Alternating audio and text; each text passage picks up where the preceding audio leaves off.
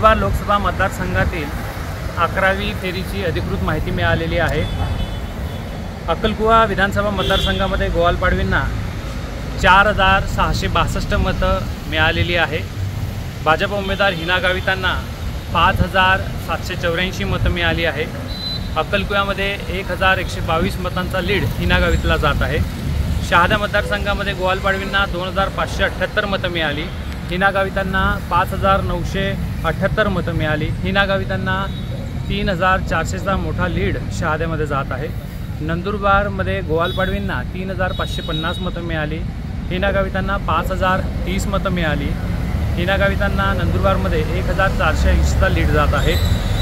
नवापूर मतदारसंघामध्ये गोवालपाडवींना 7222 मतं मिळाली। हिना गावितांना 2909 मतं मिळालेली आहे।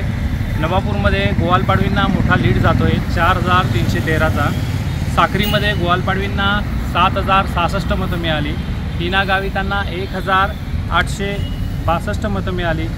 गोवालपाडवींना नवापूरपेक्षा साक्रीमध्ये 11व्या फेरीमध्ये मोठा लीड मिळाला आहे 5204 मतांचा। त्यानंतर शिरपूरमध्ये गोवालपाडवींना 6572 मतं मिळाली आहे। हिना गावितांना 2401 मतं मिळाली आहेत। त्यानंतर गोवालपाडवींना शिरपूर विधानसभा मतदारसंघामध्ये मोठा लीड जात आहे 4171 मतांचा। साधारणपणे 11व्या फेरीमध्ये गोवालपाडवींना 31650 मतं मिळाली। हिना गावितांना 23964 मतं मिळालेली आहे।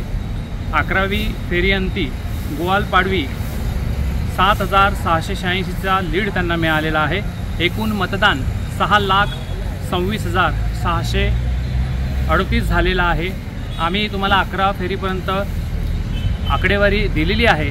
यानंतरची आकडेवारी आम्ही एकत्रित नंतर गोवालपाडवी आणि हिना गावित यांच्या काय प्रतिक्रिया आहे ते सुद्धा आम्ही देणार आहोत।